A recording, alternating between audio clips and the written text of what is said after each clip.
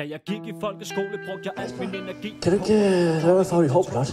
Vi skal snakke om, da vi gik i folkeskole, og hvordan jeg håndterede at være poltmongol. Det var med ham, der sad nede bagved og viskede til sidekammeraten, som måske grinede af det, måske sagde noget igen. Så hørte læreren det og smed ham ud. Det var min rolle. Fik smidt alle ud.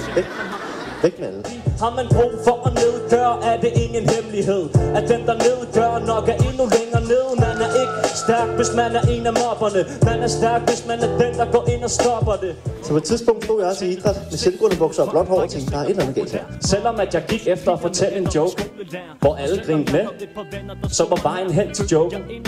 Den var sådan, at den gik ud over andre, så jeg var sjov på andres bekostning.